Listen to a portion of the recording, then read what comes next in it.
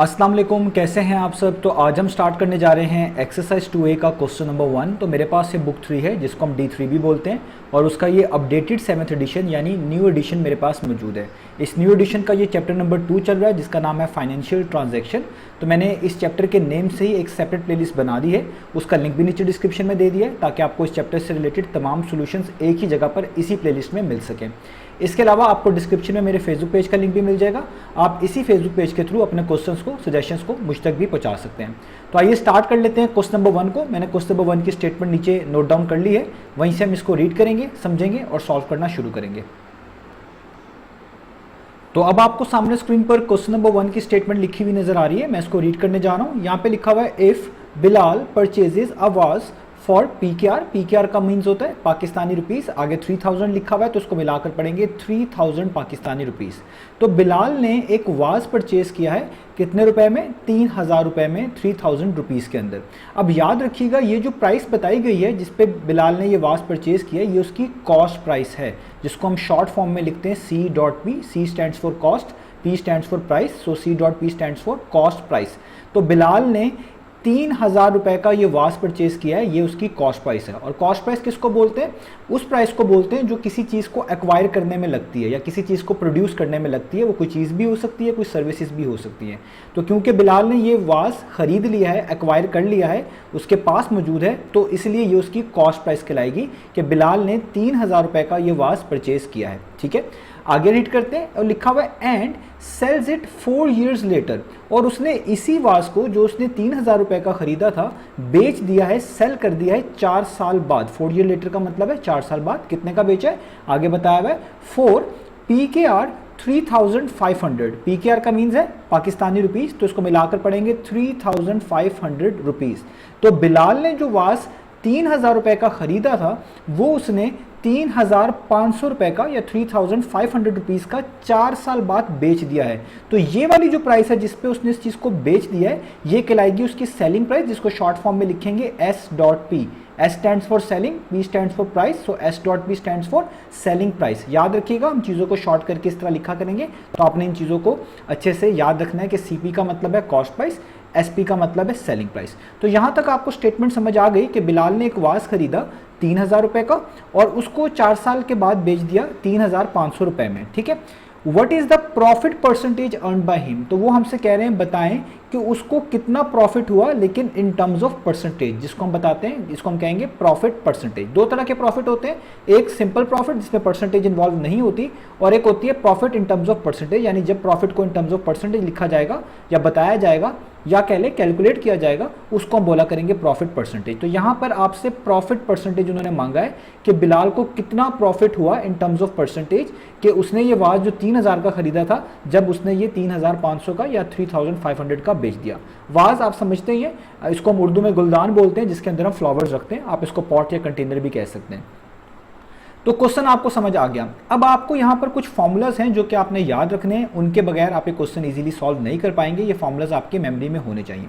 सबसे पहला फॉर्मूला जो सबसे इंपॉर्टेंट है वो है प्रॉफिट का। मैं यहाँ पे लिख रहा हूँ, आपने भी कहीं पे नोट डाउन कर लेने कि किसी भी चीज़ पर अगर आपने प्रॉफिट कैलकुलेट करना है तो उसका फॉर्मूला क्या होता है। तो प्रॉफिट का फॉर्मूला होता है सेलिंग प्राइस, जिसको हम लिखते हैं S.P, माइनस कॉस्ट प्राइस, जिसको लिखते हैं C.P। ठीक है, प्रॉफिट निकालने का ये फॉर्मूला होता है। और अगर आपने profit in terms of percentage निकालना है, जिस तरीके से अभी हमारे क्वेश्चन में रिक्वायर्ड है प्रॉफिट परसेंटेज, तो इसका फॉर्मूला होता है प्रॉफिट, ऊपर आप लिखते हैं प्रॉफिट, प्रॉफिट को कहते हैं मुनाफा, फायदा, और divided by CP, CP means cost price, और इसको हमेशा मल्टीप्लाई कर देना होता है किससे, 100% से। तो ये दो फॉर्मूलाज आपको लाजमी आने चाहिए जब भी आप इस तरह के क्वेश्चंस कर रहे हो। अब हम इसका सॉल्यूशन स्टार्ट करते हैं। तो सॉल्यूशन हम किस तरह स्टार्ट करेंगे, सबसे पहले हम इसका गिवन डाटा लिखेंगे कि हमारे पास क्वेश्चन के अंदर दिया क्या क्या हुआ था, और उसी से हमारी चीज़ें आसान हो जाएंगी। तो गिवन डाटा में हमें कॉस्ट प्राइस गिवन है, मैं यहाँ पे लिख सकता हूँ कि मुझे गिवन है कॉस्ट प्राइस, और कॉस्ट प्राइस की शॉर्ट फॉर्म मैंने आपको बता दी है C.P, जो कि कितनी गिवन है, 3000 रुपीज़, जितने का बिलाल ने ये वास परचेज किया था। तो कितना है 3000 रुपीज़, ये मैंने लिख दिया।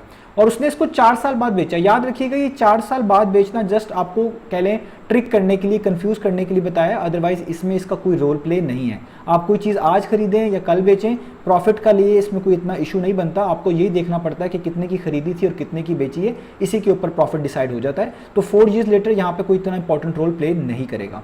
आगे हमें क्या चीज़ गिवन है, उसकी सेलिंग प्राइस, वो भी यहाँ पे मेंशन कर देता हूँ, सेलिंग प्राइस, और वो उसको क्या शॉर्ट फॉर्म से लिखते हैं S.P, और वो कितनी गिवन है, वो है 3500 रुपीज़। मुझे पहले PKR मेंशन करना है क्योंकि हमारे पास जो यूनिट है वो हमें मेंशन करना है साथ साथ। तो हम यहाँ पे लिखेंगे PKR यानी पाकिस्तानी रुपीज़ है 3500। ओके, तो ये हमने कर दिया यहाँ पर। अब हमने फाइंड क्या करके दिखाना है, हमने फाइंड करके दिखाना है प्रॉफिट परसेंटेज, जिसको इस तरह भी लिख सकते हैं आप, परसेंटेज प्रॉफिट लिख दें या प्रॉफिट परसेंटेज लिख दें, दोनों का मीनिंग सेम है।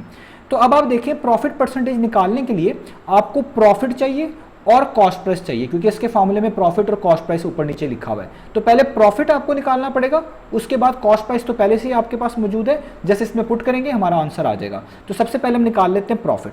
तो प्रॉफिट का फॉर्मूला क्या मैंने आपको बताया, प्रॉफिट जब भी निकालते हैं किस तरह निकालते हैं कि किसी चीज़ की सेलिंग प्राइस में से माइनस कर देते हैं कॉस्ट प्राइस को, यानी सेलिंग प्राइस में से कॉस्ट प्राइस को माइनस कर दें तो हमेशा क्या आता है प्रॉफिट। तो देखिए सेलिंग प्राइस कितनी है, उसने वास कितने का बेचा बिलाल ने, वो ऊपर लिखा हुआ है 3500। तो आप यहाँ पे लिख दें 3500, माइनस कर दें उसमें से कॉस्ट प्राइस, कितने का उसने ये परचेज किया था, परचेज उसने किया था 3000 रुपीज़ का, जो कि उसकी कॉस्ट प्राइस है। तो यहाँ पे आ जाएगा 3000। तो बहुत सिंपल है, 3500 में से 3000 को माइनस करेंगे कितना आएगा 500। तो इसका मतलब यहाँ पे प्रॉफिट तो पता चल गया कि बिलाल को जो मुनाफा हुआ है, जो फ़ायदा हुआ है, जिसको हम प्रॉफिट बोलते हैं, वो हुआ है 500 रुपीज़ का। तो अब बस इसको इन टर्म्स ऑफ परसेंटेज लिख के दिखाना है, जिसके लिए आपको दूसरा फॉर्मूला यूज़ करना है जो मैंने यहाँ पे बताया, नीचे भी लिख देता हूँ।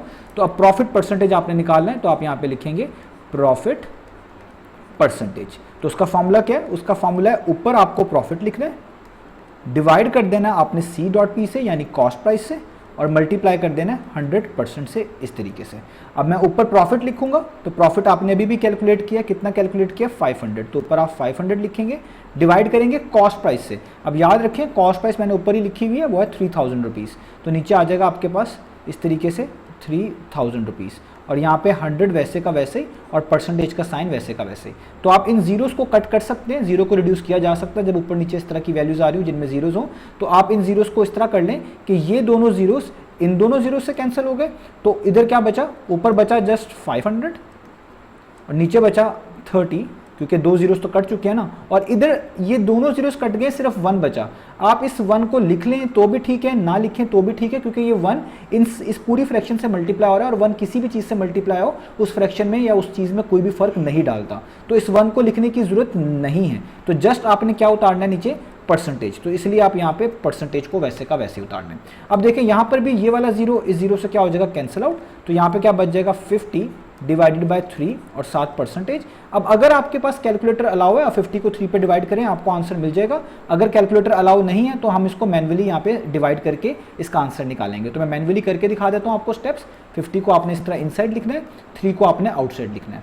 3 1 टाइम्स कितना होता है 3, 5 के नीचे 3 आएगा, क्योंकि 3 के टेबल में 5 तो नहीं आता, सबसे करीब 3 आता है 3 1 टाइम्स, तो इसलिए ऐसे करना है, डिवीजन आपको आती है। 5 - 3 कितना होता है 2, तो ये आप देख सकते हैं 2 इस 3 से छोटा है, तो आप अगला जीरो को उतार लें, यहाँ पे 20 बन जाएगा।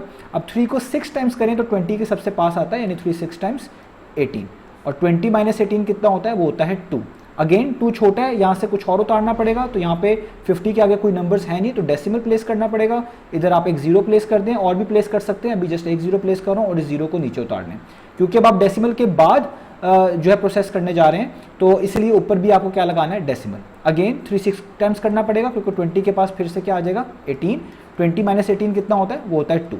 अब यहाँ तक आपने कर लिया। अब इससे आगे आप फिर देखें 2 जो है 3 से छोटा है, आपको यहाँ पे एक जीरो दोबारा से लिख सकते हैं और नीचे उतारना पड़ेगा इस तरीके से। तो अगेन 3 6 टाइम्स कितना पढ़ना पड़ेगा, 3 6 टाइम्स 18, 20 - 18 कितना होता है 2। तो आप देख सकते हैं ये इसी तरह चलता रहेगा।